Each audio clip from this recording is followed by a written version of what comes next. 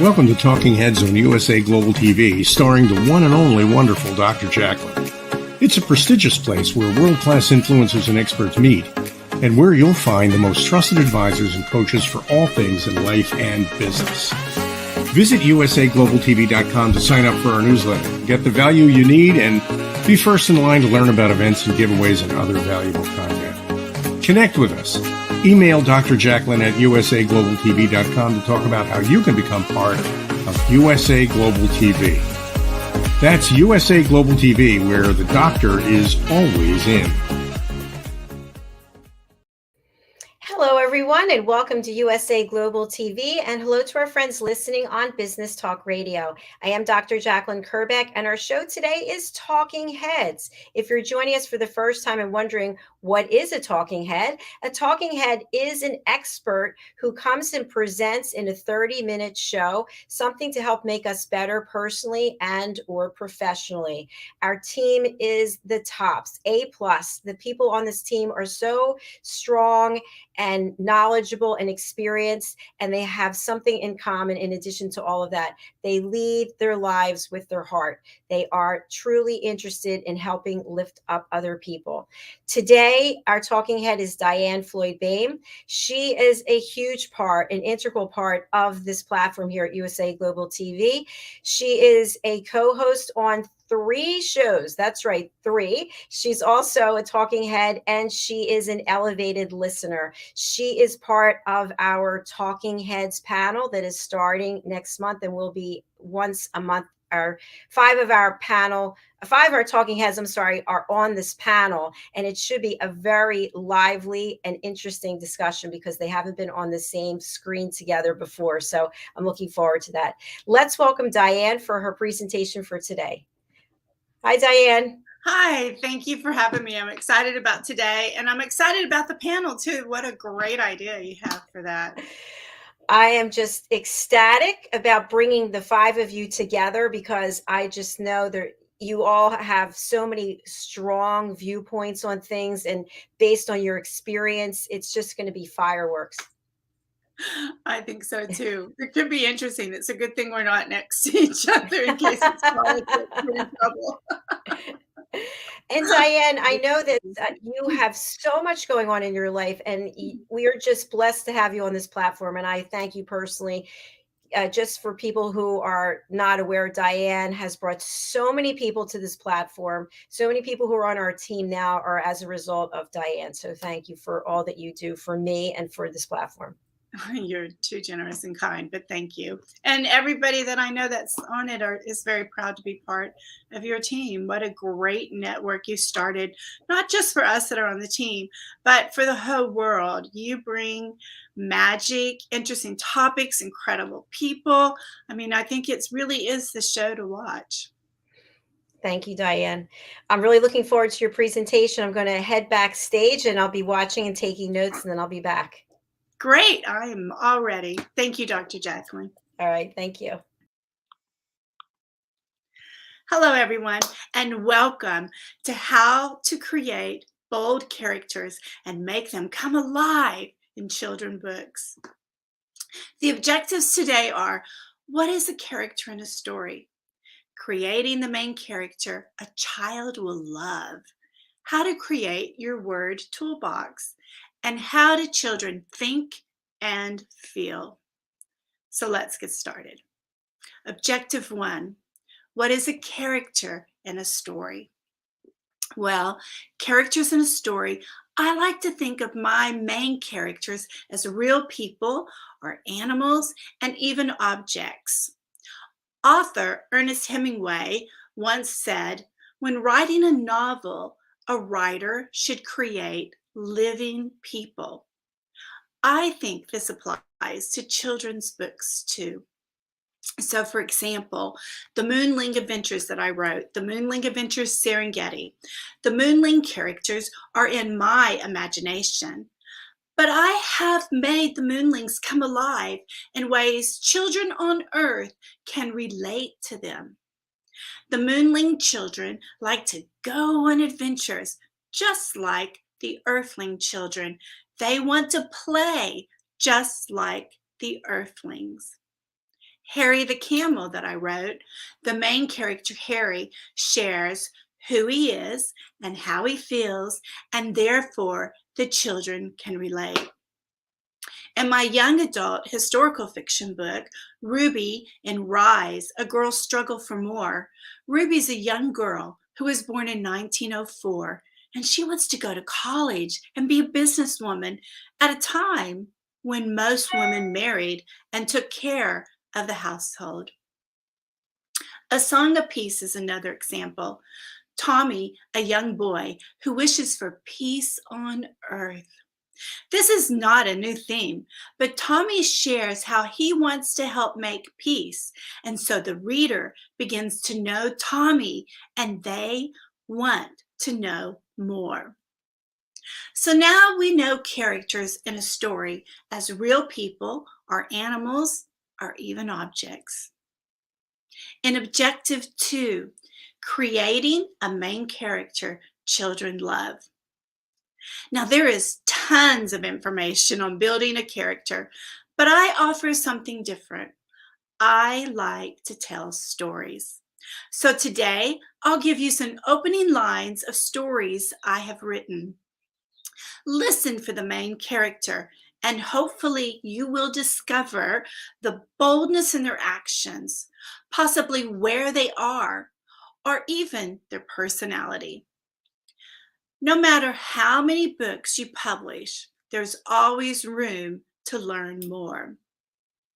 The award-winning author, Joan Dempsey, I'm in her class and I'm taking, and she reminds authors how important opening lines are to the books. And I wanted to share that with you. And I believe that too, because that's where you catch them. It's just like when you're singing, when you get out on that stage, it's that first note that you hit. And if people don't like it, they're turned off and they don't listen. So you better hit that high A perfectly, or you lost your audience. And it's the same thing in writing a story. The opening line. And as Joan Dempsey says, it's precise language. So let's share a few opening lines I made for this presentation. The child knocked the blocks down and laughed as he clapped for himself. He then looked to see if he could get a look of approval from his grandma. Let's see what we learned from that sentence. Well, we know the main character is a child. Did the sentence make you want to learn more about the child? Did it make you want to ask questions like, who is the child? How old is he? If you said no, it was boring, you would be correct. Let's see how we can improve the sentence. Let's see how we can make the character stronger. George knocked the wooden blocks down and gave out a loud giggle and proudly clapped for himself. Then George looked around to see if he would get a look of approval from his grandma. And sure enough, George did, because Grandma was clapping too. Wow, let's see what is different by using precise language. The character now has a name, George. George's actions let the reader know he is a toddler without even stating his age. How? Well, a loud giggle and proudly clapping for himself automatically tells the reader this is a little one, because we adults, unless we're cracking a joke, we don't sit there and go, right? But precise language, giggling, proudly clapping, all enhances the character. What adjectives, verbs, or prepositions were added in precise language? Wooden blocks, loud giggle, proudly clapped. Instead of just saying, he then looked to see, we now have George looked around to see. The opening sentences made you want to know more about George. George became real. Next, Let's look at the next opening sentence. I love this one. I came up with too. Mabel's grandma's had a large window in her kitchen with yellow walls. Mabel liked to sit at the table and watch the squirrels on the tree. Can you paint a clear picture of Mabel's grandma's kitchen? Maybe, maybe not. Are you that interested in what Mabel's looking at? Not really. So, what can we as authors do to improve the opening lines? Well, let's see how precise language enriches the character and the setting. Mabel's grandma's large picture window and bright yellow walls made the kitchen feel like sunshine all year round.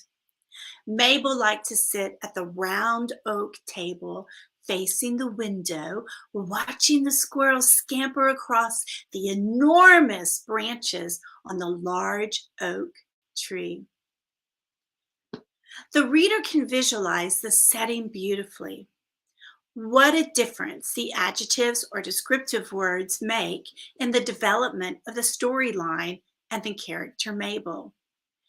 We have the size of the window, the large picture window, the bright yellow walls, the feeling of sunshine all year round. We now have a round oak table. The squirrels, they scamper across the enormous branches on the large oak tree. The setting helped develop a love of the character of Mabel because you can see yourself doing the same thing. You want to know, who is Mabel? Why does she like to go to her grandma's? What is she thinking about when she watches the squirrels? All these questions make you like the character Mabel because, as I said before, you want to know more. You want to know who she is. What is she doing? What will happen next? How old is she? Mabel is real to you. Again, creating your character to be a real person. Now, the international award-winning author, editor, and coach, Max Regan, I asked him to share his thoughts on building a character for this presentation, and he was kind enough to do so. And he gave us some really enriching information. Quote, make your child characters just as complex as you were as a child. And don't be afraid to give them problems that they must discover how to solve. Sometimes we oversimplify our child characters, and certainly there is less room for nuance in a baby books or board books or early reader books than in writing for older readers' characters. But even if the story's for little ones, it's okay to give child characters conflicting wants or conflicting influences. And it's fine to have them encounter situations or problems in the story that they must be creative and innovative to try and solve, close quote. Wow, Max gave us a lot of great information and things that I really believe. We want to make the characters real, like I told you I believed in. We want the children to be like you, wanting to discover things when you were little. Well, such great advice, but he even gives us a sample that I want to share. So thank you, Max Regan. The quote, the 7-year-old character who needs to get her cat out of the tree might not run to the fire department or to a parent or a neighbor right away. What does she try first? Singing to the cat, playing the harmonica, or offering it half a ham sandwich? When she stops trying to coax the cat and gives up and lays under the tree and reads a book, maybe the cat will come down. This becomes a commentary on the quote, adult method, which is one of constant intervention, versus, quote, the kid method, which might be more about the presence. When kid characters encounter problems, we get to see their creativity, their personality on full display. Problems can be a great way to illustrate the spirit of the young character, and thus encourages a young reader to embrace their own unique personality and spirit. Close quote.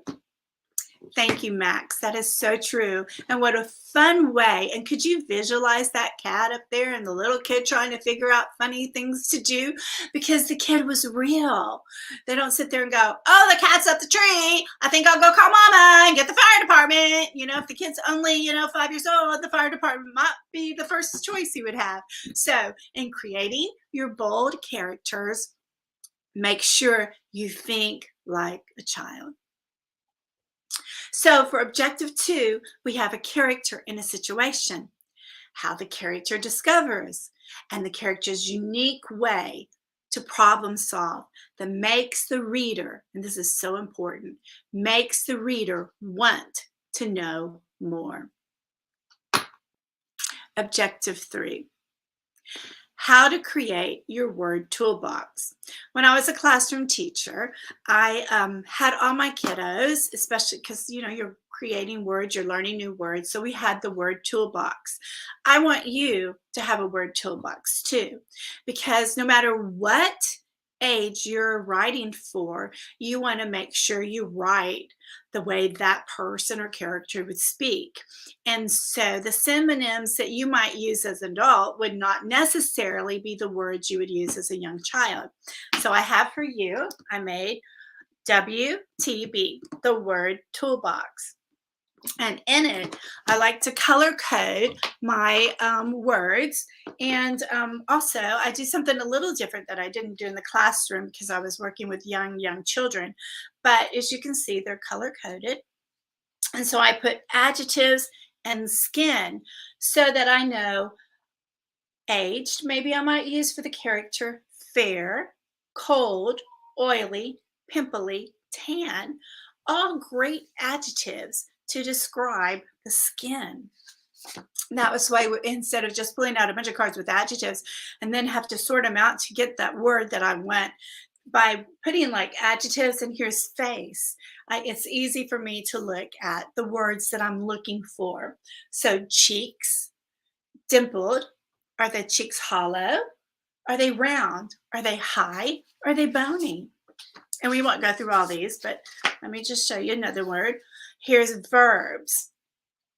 Escaped, disappeared, bottled, dodged. All fun, bold verbs to use. Some adverbs. Shyly, humbly, modestly, timidly, bashfully. By using your word toolbox, it'll be much easier for you to make sure that you come up with bold ways to describe your character and not make them boring. I even have up here character traits: positive, cheerful, hopeful, optimistic. So I'm sure you could come up with ways that you would like to mark your words to recall them, but color coding again also makes it very, very helpful. So your word toolbox. Now, I shared with you how to create your words on the word strips, but what if you just want to have it on your computer? So let's look at it. Some different ways.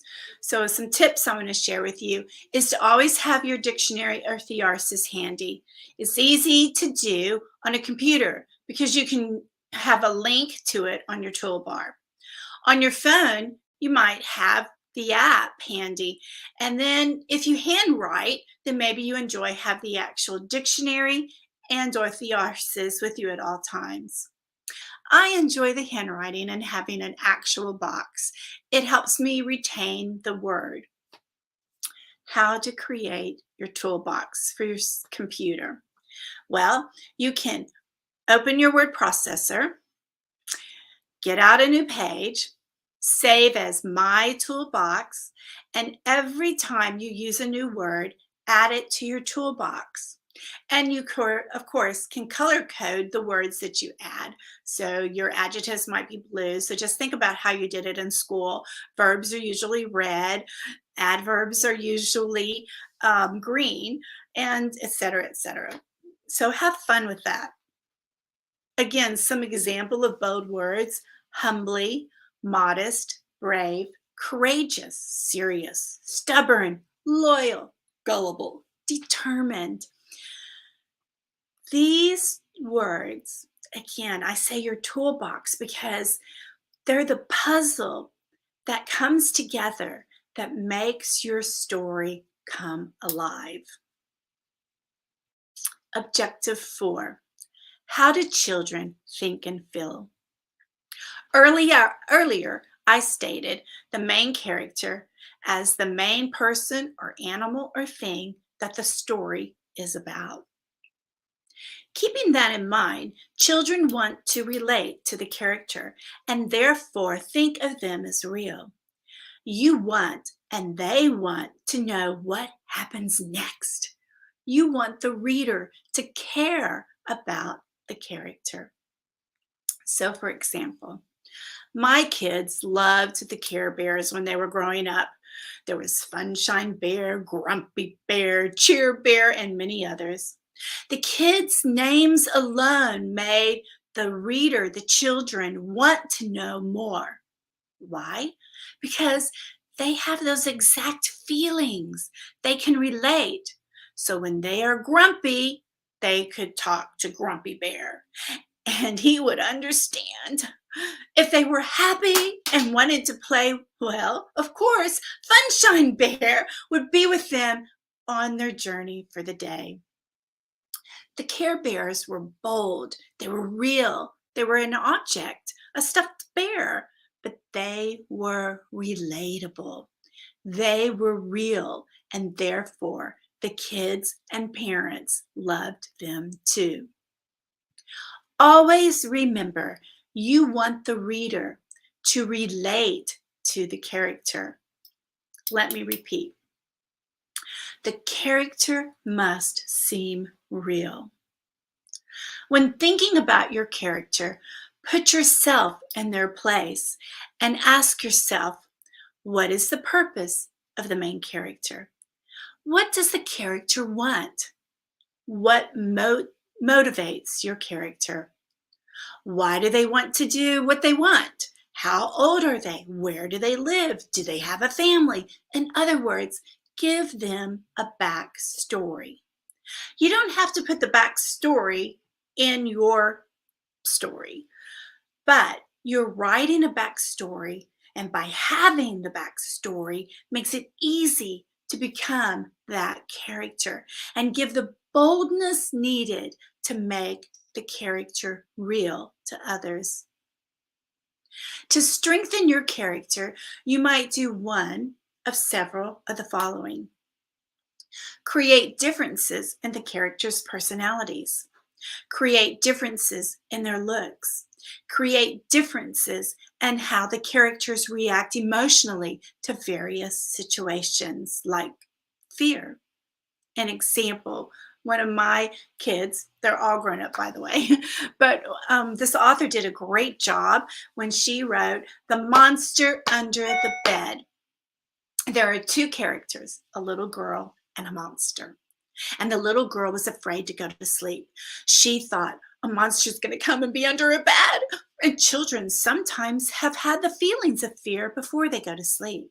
So the child listening to the story can relate to the character in the story, the monster. The illustrator drew the monster in a way to make the monster appealing to the child. And the picture of the monster helped to take some of the fear from the word monster. Then, with the monster being afraid, just like the child, the reader can relate to the monster's fear. Both characters were afraid, and generally kids giggle when they discover the monster is afraid too. And in the end, each character handling fears differently till they discover they need not be afraid, and each one has a good night's sleep. In the book, The Terrible, Horrible, No Good, Very Bad Day, a children's favorite as well, for sure one of my kids' favorites. The character is real. The main character has a bad day. Well, all kids have a bad day, and immediately the reader relates to the character. In wrapping up, let me add some tips.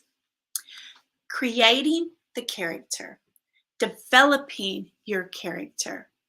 I like to think about the character, so I might write down ideas when they pop into my head, which is sometimes hard to do when you're driving or gardening. So make sure you always have a notebook with you. I remember one time I even pulled off the road into a parking lot and wrote everything down because I was so afraid of losing that great idea. Also, put yourself in the place of the character. I know I do. It helps me feel their emotions and what will come next, reactions to situations, the way they might dress, objects they might need. I might even act out what is happening, because by acting that out, in the process, I come up with the words that I need for my story. And this helps you again to build bold, real characters when you do this. A reminder to create a backstory. The backstory gives you the opportunity to make the character real. You want whatever your character says or does to make sense. You don't want 1 minute to have your character speak like a superhero and the next minute sound like a crybaby. You don't want your super sleuth looking for clues and the next minute vegging out in front of the TV and not wanting to look at clues. So you have to be consistent with your character, which only makes sense. So if you become that character, you will be consistent. Again, your word toolbox, precise language. In closing, I would like to say, when you know your character, they become real. When they become real, you can and will write bold characters that your reader can relate to. Like in my new book coming out soon, Charlie and the Tire Swing. I'm excited to take my readers on Charlie's adventures. My moonling adventures and their travels and discovering things on Earth is just like the Earthlings are discovering too. And Ruby and Rise, the young girl in her rose-colored glasses about the world, and the reader grows with Ruby as she learns more about life and grows into adulthood. And the reader enjoys the ride along with Ruby. Remember how Max Reagan of Hollow Press suggested on making the character real just like you and let them discover how to solve the situation.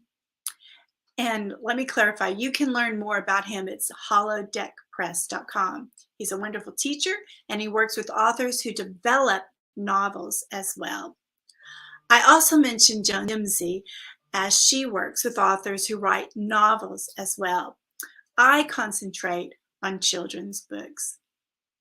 Well, enjoy creating bold characters in your writing, and to remember, most importantly, to embrace imagination. Have a great day. Thank you, Dr. Jacqueline.